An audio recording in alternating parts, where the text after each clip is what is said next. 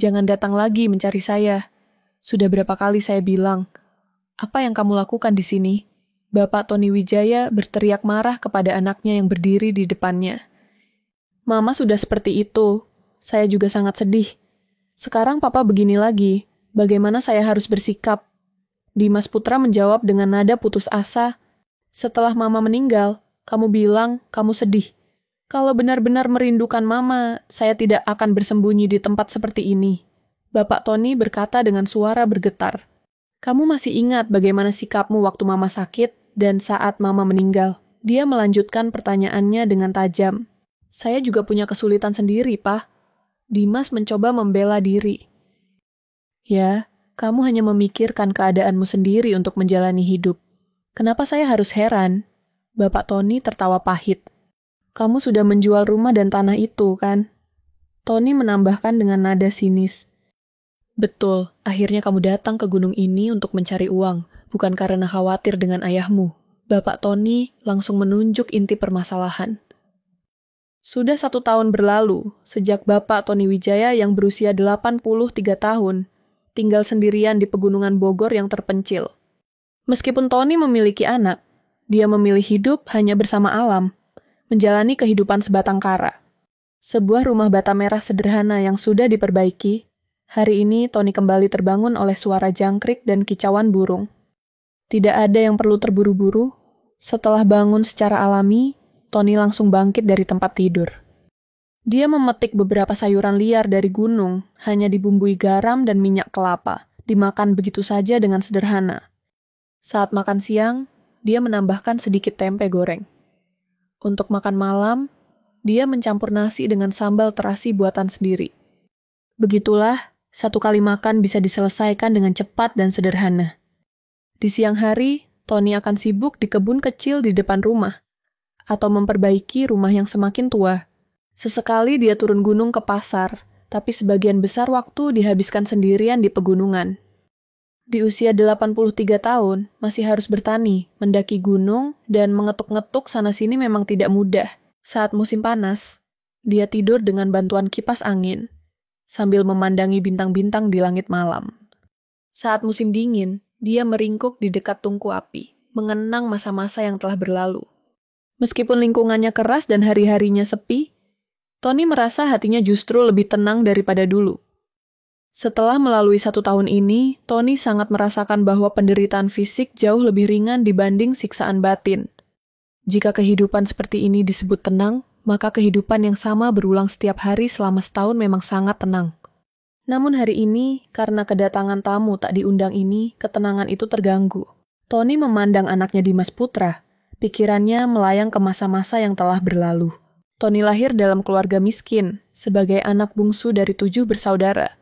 Begitu otaknya mulai cerdas, dia harus turun ke sawah untuk bekerja. Seperti anak-anak desa lainnya, Tony hanya bisa lulus sekolah rakyat zaman kolonial Belanda. Tony kecil yang dipuji pintar merasa sangat menyesal karena tidak bisa melanjutkan sekolah. Karena itu, sebelum dewasa Tony sudah meninggalkan rumah, belajar keahlian, berjualan di pasar, menjalani kehidupan yang tidak menentu di masa muda.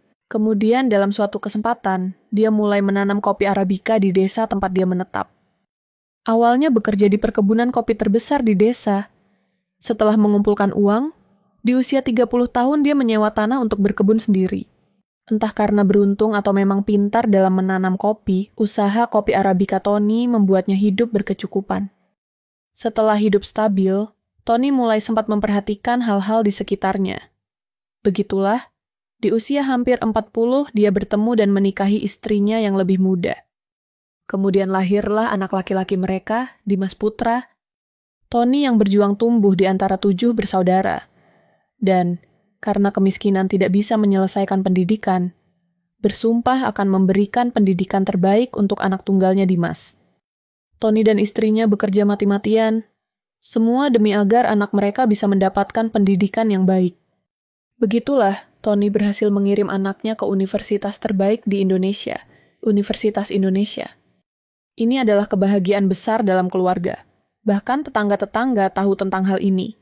Bagaimana hasil ujiannya? Tanya Tony dengan penuh harapan. Hasilnya kurang bagus, jawab anaknya dengan suara pelan. Tidak apa-apa, masih bisa coba universitas lain, hibur Tony. Tapi anak saya sudah diterima di UI. Bangga dia memberitahu tetangga-tetangga kemudian. Pak Tony senang sampai tidak bisa menutup mulut. Seluruh daerah perkebunan tahu kalau anak keluarga Wijaya diterima di UI. Tadinya mengira kehidupan anaknya akan mulus dari sini. Tapi setelah lulus kuliah, anaknya yang berusia 30 tahunan malah tidak bisa mendapat pekerjaan. Persyaratan kerja memang tinggi sekali hingga sulit dijangkau. Bagaimana kalau coba di perusahaan yang lebih kecil? Saran Tony dengan hati-hati. Papa, kalau cuma untuk gaji segitu, saya tidak perlu susah-susah kuliah. Anak laki-lakinya menjawab dengan tidak sabar. Iya, Dimas kita kan pintar. Seharusnya masuk perusahaan besar. Cuma belum ada kesempatan saja. Istri Tony ikut menyetujui. Apakah karena ingin menutupi penyesalannya sendiri melalui anak, malah menjadi bumerang? Tony sering bertanya pada diri sendiri. Anaknya menjadi pengangguran berpendidikan tinggi yang sombong. Sampai usia 34 tahun, Tony dan istrinya terus menghidupi anaknya. Untungnya, akhirnya anaknya berhasil masuk ke perusahaan bagus di Jakarta, sesuai keinginannya. Meskipun anaknya sudah bekerja, Tony masih membiarkannya tinggal di rumah, bahkan memberi uang saku agar dia bisa menabung. Perhatian ini benar-benar mengharukan. Begitulah, berlalu 4 tahun lagi, anaknya yang berusia 38 tahun menikah dengan rekan kerjanya. Papa Mama lulusan universitas mana? Tanya calon menantu dengan penasaran.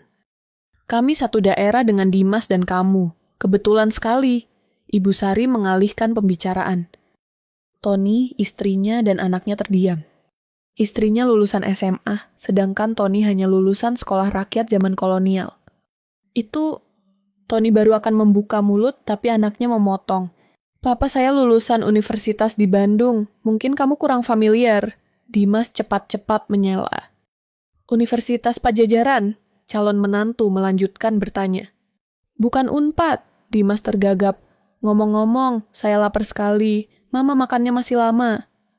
Sebentar lagi bisa makan. Ibu Sari cepat menjawab, membantu anaknya keluar dari situasi sulit. Melihat anaknya dengan canggung mengalihkan pembicaraan, hati Tony terasa pahit. Seketika, Tony menjadi lulusan universitas, padahal dia bahkan belum pernah ke Bandung, pikirnya dengan senyum getir. Karena sudah menjadi satu keluarga, kebohongan seperti ini pasti akan terbongkar cepat atau lambat. Kenapa harus berbohong seperti ini? Tony sama sekali tidak mengerti. Makan malam yang seharusnya menyenangkan, karena pertemuan pertama dengan calon menantu jadi terasa seperti duduk di atas duri. Bahkan saat makan juga was-was, takut topik itu muncul lagi, sampai bingung makanan masuk lewat mulut atau hidung. Setelah calon menantu pulang, Tony memanggil anaknya. Tadi kenapa kamu bilang begitu? Kapan saya lulus universitas? Tanya Tony dengan serius. Itu kan karena panik, asal bicara saja. Dimas menjawab dengan malu-malu. Hal seperti ini juga bisa asal bicara. Kalau nanti ketahuan betapa malunya, memangnya itu penting sekali. Tony tidak senang bertanya. Tidak penting? Anak laki-lakinya mendesah. Mertua semuanya lulusan universitas ternama. Masa saya bilang, papa saya bahkan SMP tidak tamat. Tony merasa gelap mata, seakan hatinya dipukul dengan keras. Meskipun bisa memahami perasaan anaknya, tapi dalam pernikahan, kejujuran itu perlu, pikirnya. Orang tua hanya sampai SD juga bukan latar belakang yang bisa kamu ubah, kata Tony dengan sedih. Untuk menutupi kebohongan kecil ini, kamu harus membuat kebohongan yang lebih banyak lagi. Nanti mama juga harus jadi lulusan universitas. Sekarang zaman sudah beda, pendidikan itu penting. Dimas berusaha membela diri. Penting atau tidak, bukan masalahnya, yang penting kejujuran. Sudah-sudah, kabar baik di depan mata, jangan begini. Mudah-mudahan nanti tidak ada yang bertanya lagi soal ini. Tony mengakhiri dengan helaan napas. Tony mendesah dalam hati. Anak laki-laki berusia 38 tahun masih begitu tidak dewasa. Benar-benar mengecewakan. Tapi dia masih berusaha memahami perasaan anaknya. Mungkin di depan keluarga baru, anaknya ingin menampilkan sisi terbaiknya. Mungkin malu dengan orang tua yang tidak berpendidikan. Meskipun hal ini membuatnya menderita, tapi justru karena tidak bisa sekolah dengan baik, dia rela bekerja keras mengirim anak ke universitas bagus dan perusahaan bagus. Maaf, Saya tidak sengaja. Anaknya menunduk minta maaf. Sudah, saya tahu maksudmu, kata Tony dengan terpaksa mengakhiri percakapan. Tapi setelah menikah, sikap anaknya tidak berubah. Suatu hari Minggu tidak lama setelah pernikahan. Hari ini mau antar kopi, katanya mama mau ke atas. Tahu kan? Tony mengingatkan anaknya. Dia sekitar jam 3 sampai, jawab anaknya sambil lalu. Kalau begitu, saya sibuk tidak bisa jemput, kamu telepon mama ya, Tony berpesan. Baik, jangan khawatir, Dimas menjawab dengan yakin. Sudah menikah setahun, mereka belum pernah melihat istri anaknya. Hari itu, Ibu Sari memutuskan sekalian ke Jakarta melihat anak. Tony tadinya juga mau ikut, tapi mendadak ada urusan tidak jadi cuma istri yang naik bis umum. Tangannya penuh membawa kopi dan makanan untuk anaknya. Hati-hati di jalan, sampai sana telepon Dimas ya, pesan Tony pada istrinya. Tahu, kamu khawatir apa? Kan bukan pertama kali ke sana, istri menjawab agak kesal. Setelah bicara dengan istri, Tony melanjutkan pekerjaannya. Saat waktunya istri seharusnya sampai Jakarta, Tony menelepon untuk menanyakan kabar.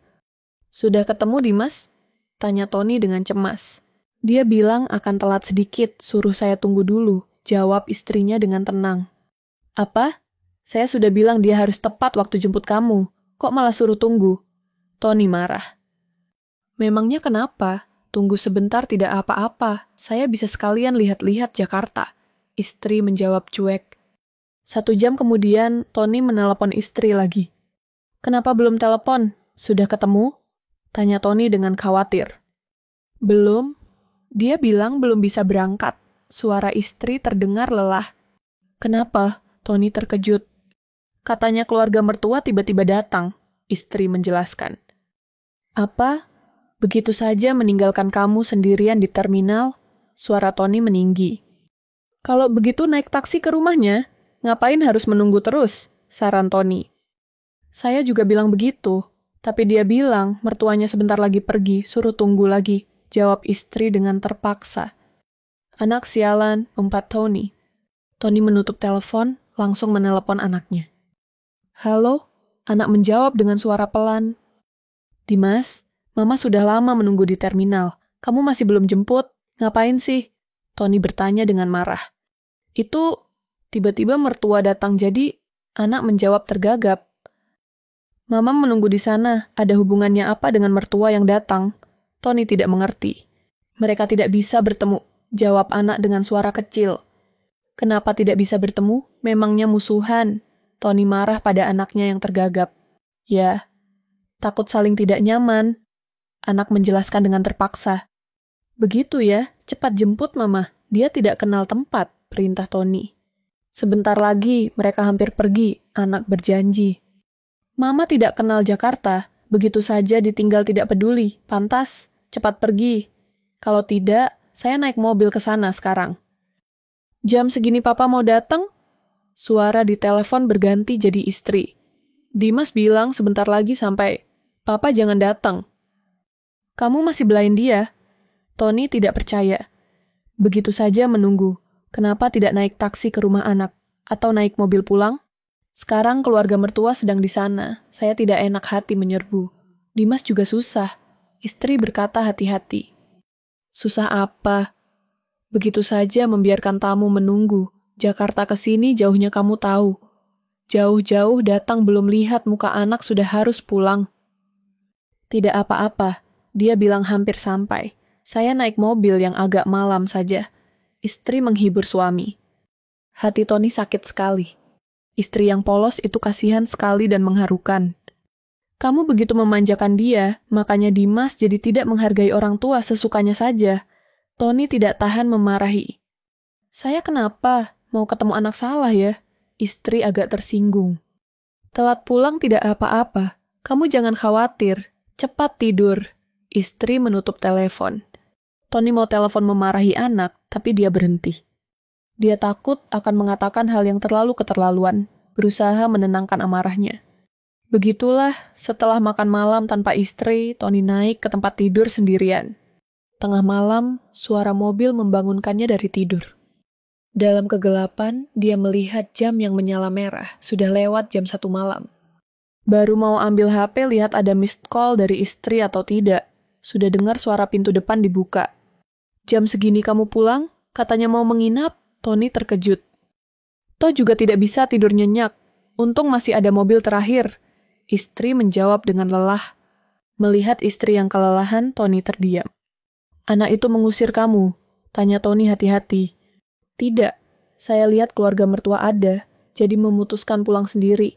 Istri cepat menjelaskan. Meskipun dia menjelaskan begitu, Tony tetap terharu. Istri terlihat seperti diusir, seluruh tubuh kelelahan. Tony mau telepon memarahi anak, tapi istri mencegah. Malam-malam telepon siapa? Tanya istri. Telepon anak baik yang membiarkan mamanya pulang sendirian tengah malam. Jawab Tony dengan marah. Halo, suara anak terdengar mengantuk. Tony langsung memarahi. Kamu ini apa sih? Papa, anak bersuara pelan. Jangan panggil papa, mama baru sampai rumah. Kamu tahu, begitu saja tidur pulas. Dia baru sampai rumah, malam-malam begini, anak terdengar terkejut. Kamu anak durhaka, Jakarta ke sini jauhnya berapa? Kamu biarkan mama pulang sendirian tengah malam. Bukan mama bilang mau pulang sendiri. Mertua tidak enak badan, jadi anak mencoba membela diri. Mertuamu sebesar apa? Membiarkan mama menunggu seharian. Akhirnya diusir pulang. Tony berteriak marah. Papa, sebelah bisa dengar. Anak mengingatkan dengan suara kecil. Dengar bagus. Tony tidak mengalah. Dalam situasi seperti ini, saya tidak boleh bicara segini. Takut istri kamu dengar? Mama dari pagi bawa barang besar kecil ke sana lihat kamu. Sekarang jam 1 malam baru pulang sendirian. Pantas? Tony sangat emosional, hampir menangis. Membesarkan anak sampai 100 tahun, khawatir sampai 99 tahun. Kata-kata ini sekarang dia rasakan benar. Mama pasti mengerti, mertua datang, tidak mungkin mengusir kan? Anak mencoba menjelaskan. Mama siang malam hanya memikirkan kamu. Kalau kamu sedikit saja merasakan perasaannya, tidak akan begitu sama dia. Kamu sepertinya tidak butuh orang tua lagi. Mulai sekarang kami juga tidak akan kontak kamu, tidak akan cari kamu. Tutup. Setelah menutup telepon, Tony marah sampai tubuhnya gemetar, berteriak pada istri yang duduk diam tidak bicara. Kamu ke sana menikmati perlakuan raja apa? Di sana dibikin menderita begitu. Kan sudah bilang suruh kirim paket saja. Istri juga mulai terisak. Cuma mau tunggu sebentar lagi, makan bareng sama Dimas, tiba-tiba mertuanya datang. Mau gimana? Tiba-tiba datang kek. Sudah janjian kek. Kamu juga mama Dimas. Kenapa diperlakukan begitu? Lihat kamu pulang tangan kosong, kopi mereka terima kan? Tony bertanya sinis. Saya sempat ke rumah Dimas. Mertua bilang mau menginap. Saya duduk sebentar lalu pulang. Istri menjawab pelan. Mereka berpakaian begitu elegan, cara bicara juga terpelajar. Saya duduk di sana merasa tidak pantas. Istri menunduk. Tony langsung mengerti maksud istri. Dia pernah bertemu orang tua menantu, tahu mereka orang berpendidikan tinggi. Dirinya sendiri juga merasa minder. Hah, orang sama orang ada apa? Desah Tony. Mana mungkin tidak ada apa-apa. Saya takut mereka tanya lagi soal universitas, takut sampai tidak berani bicara. Dimas juga kelihatan tegang, jadi saya pulang sendiri. Istri menjelaskan. Kalau kamu dengar mereka bahas universitas ya jangan pergi. Ngapain kesana dibikin menderita? Tony tidak mengerti. Kan untuk ketemu Dimas, istri balik bertanya. Mulai sekarang, anak itu bukan anak saya lagi, kamu ingat, Tony marah mengumumkan. Jangan bicara begitu. Bagaimanapun, itu anak saya yang melahirkan. Saya suka pergi ya pergi. Tidak suka ya pulang. Urusan apa sama kamu? Meskipun menderita seharian, istri masih saja bilang anak saya, anak saya. Tapi bagi Tony, anaknya benar-benar keterlaluan. Ini bukan pertama kalinya dia memperlakukan orang tuanya seperti ini. Entah karena orang tua tidak berpendidikan, atau karena rasa minder anaknya sendiri, susah payah membesarkan anak. Sekarang tinggal hal-hal yang menyakitkan hati. Jam 2 lebih, pasangan Tony baru naik ke tempat tidur lagi. Pak, saya perlu beli baju baru, tidak ya? Istri tiba-tiba bertanya. Baju apa? Hari ini kan kamu pakai baju baru keluar? Tony bingung menjawab. Tapi Dimas bilang saya berpakaian terlalu kampung. Istri bersuara kecil. Jangan dengarkan omongan anak tidak tahu terima kasih itu. Pakai yang biasa kamu pakai saja, toh nanti juga tidak akan ketemu lagi. Mana mungkin tidak ketemu? Anak saya tidak durhaka sampai segitunya kan? Istri tidak setuju. Mendengar ocehan istri, Tony menutup mata. Amarah di hatinya belum padam, sulit tertidur. Begitulah, beberapa waktu Tony tidak mengangkat telepon anaknya, tidak mau bertemu anak. Istri mencoba membujuk, tapi amarahnya belum reda. Namun, Tony sebenarnya tidak berniat untuk tidak bertemu anak selamanya. Saat dia mempertimbangkan bujukan istri, bersiap kontak anak lagi, datang kabar mengejutkan yang memaksanya bertemu anak. Mama, anak panik lari masuk rumah, wajahnya pucat. Tony dengan perasaan rumit memandang anak. Anak juga kelihatan terkejut, sepertinya benar-benar khawatir dengan penyakit ibunya. Penyakit apa? Anak bertanya dengan suara gemetar. Kanker pankreas, istri menjawab dengan suara rendah. Istri yang selalu sehat tiba-tiba pingsan saat bekerja di kebun, setelah itu didiagnosis kanker pankreas, membuat seluruh keluarga tidak bisa menerima. Anak yang bekerja di Jakarta mendengar kabar, cepat-cepat pulang kampung. Akan baik-baik saja, anak mencoba menghibur orang tua, suaranya terbata-bata. Tony, anak, dan istri tidak ada yang menyinggung hal yang lalu, hanya berpelukan menangis. Saat sulit, keluarga tetap keluarga. Dokter bilang operasi sulit, memutuskan kemoterapi dulu. Tapi kondisi istri cepat memburuk. Begitu mulai kemo, dia langsung kelihatan sakit, badan juga cepat kurus. Bukan membaik, hari demi hari wajahnya makin buruk. Sekarang benar-benar kelihatan seperti pasien kanker. Mereka naik mobil 1 jam ke rumah sakit kota besar terdekat untuk kemo. Awalnya anak selalu ikut menemani. Tapi seiring berjalannya pengobatan, anak makin jarang datang. Dimas sibuk ya? Istri bertanya dengan perhatian. Sibuk apa? Ngapain telepon dia? Tony menjawab tidak senang. Oh, dia bilang kerja terlalu sibuk, tidak bisa datang, minta maaf. Tony terpaksa menjelaskan pada istri. Meskipun bilang pada istri anaknya sibuk kerja, tapi sehari sebelumnya Tony telepon dengan anak berkata susah. Papa, gimana ya? Saya sudah janji sama mertua mau mancing, besok mungkin tidak bisa datang. Kemo juga bukan setiap hari, juga bukan selamanya. Anak malah memilih mancing dengan mertua daripada menemani ibu yang sakit. Apakah dirinya terlalu cerewet, Tony sampai meragukan dirinya sendiri? Saya dari minggu lalu sudah bilang, kali ini benar-benar tidak bisa ambil cuti. Mertua cuman waktu ini ada waktu. Saya tahu, tidak usah banyak bicara. Tony dingin menjawab, lalu menutup telepon. Tony tidak banyak bicara lalu tutup telepon, tapi dia tidak bisa bilang yang sebenarnya pada istri. Akhir-akhir ini istri badannya lemah, hatinya juga rapuh, tidak tahan pukulan apapun. Suatu hari, Papa, minggu depan saya akan pulang. Anak menelepon dengan inisiatif sendiri. Jarang anak menelepon duluan, Tony juga senang. Anak sudah lama tidak datang menjenguk. Istri tentu sangat menantikan. Efek samping kemo membuat istri hampir tidak bisa makan, sering muntah, hanya bisa bertahan dengan infus nutrisi. Seharian mengurus istri yang menderita, akhirnya dia tertidur, tiba-tiba HP bunyi ting. Tony buka HP, alisnya berkerut. Ini apa? Gumamnya bingung. SMS dari perusahaan asuransi. Dia pakai kacamata baca lihat dengan teliti, terkejut. Saat itu istri bangun. Saya tertidur ya, kenapa? Istri bertanya lemah. Pinjaman apa ini? Maksudnya apa? Tony langsung bertanya. Istri dengar, langsung panik. Tony merasa tidak beres, langsung mendesak. Ini apa? Kenapa kamu perlu pinjam uang? Masih sembunyi-sembunyi dari saya? Istri tergagap. Waktu Dimas pulang itu, dia bilang butuh uang mendesak. Tony merasa mata gelap, pusing. Jadi dia pulang itu untuk pinjam uang dari kamu? Tony tidak percaya. Bukan pinjam. Istri cepat menjelaskan. Tony tidak bisa berkata apa-apa. Bahkan tenaga untuk marah pun tidak ada. Menghadapi istri yang kurus kering, dia juga tidak bisa marah.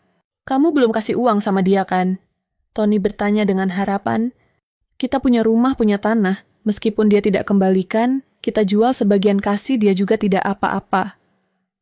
Kita bisa hidup berapa lama lagi? Toh akhirnya juga punya Dimas. Istri berkata tenang. Sebenarnya saya mau sembunyi-sembunyi pinjamkan. Sekarang kamu tahu, malah jadi mudah. Kamu bantu Dimas urus uangnya ya. Anggap saya yang minta. istri lemah memohon. Dengan permohonan istri, Tony terpaksa setuju, tapi minta dia berjanji ini terakhir kalinya. Namun, bagi istri Tony sudah tidak ada kali berikutnya. Sayang. Menghadap foto istri, Tony menangis tidak berhenti. Di sampingnya berdiri anaknya. Mama, anak terbata-bata memanggil. Seiring bertambahnya usia, Tony sering memikirkan kematian, tapi dia tidak pernah menyangka akan secepat dan sekejam ini kehilangan istri seumur hidup. Anak juga kelihatan hilang jiwa. Untung ada menantu di samping menghibur. Sedangkan yang bisa menghibur Tony hanya istri yang tersenyum di foto. Tony lama tidak bisa pulih dari pukulan. Melihat keadaan, anak membawa Tony ke Jakarta. Papa, tinggal di sini dulu ya, anak berkata dengan perhatian. Tony mengangguk diam. Tapi dia tahu, orang hidup harus terus hidup, jadi berusaha bangkit. Di rumah anak tinggal 3 hari, Tony yang agak pulih memutuskan besok pulang. Malam itu, dia tidak sengaja mendengar percakapan anak dengan menantu. Mama sudah pergi, papa sendirian, kita perlu ajak tinggal bareng tidak? Menantu bertanya pelan. Papa badannya masih baik, sekarang belum perlu. Anak menjawab sambil lalu. Maksudnya, belum perlu itu apa? Nanti mungkin perlu ajak tinggal bareng? Menantu mendesak. Mungkin ya. Toh papa sendirian juga tidak bagus. Anak menjawab tidak yakin. Apa? Kamu mau ajak mertua tinggal bareng sama kita? Saya tidak pernah kepikiran begitu. Menantu terkejut. Terus gimana? Papa sendirian. Saya takut dia tidak senang. Nanti apa-apa tidak kasih kita. Anak berbisik.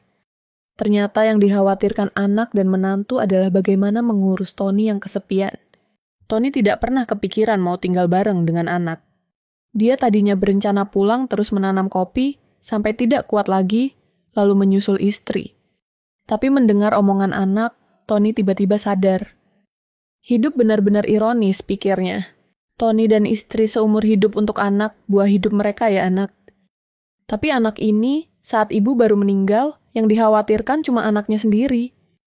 Kalau dulu punya anak lebih banyak, rasa kehilangan ini akan berkurang tidak ya? Tony kepikiran. Mungkin di antara mereka akan ada yang berbakti, menyayangi orang tua. Tidak. Meskipun punya 10/8, hasilnya mungkin sama saja. Pikirnya sambil tersenyum getir. Tony tiba-tiba mengerti. Dirinya dan istri seumur hidup bodohnya cuma untuk anak. Istri sampai mati masih menyebut nama anak. Dan Tony meskipun tidak tunjukkan, juga memberikan segalanya untuk anak. Semuanya terasa kosong. Sekarang, dia sudah tidak punya alasan hidup untuk anak lagi. Kalau begitu, di usia 83 tahun, dia masih mati-matian menanam kopi, untuk apa? Ujung-ujungnya cuma untuk meninggalkan lebih banyak harta untuk anak.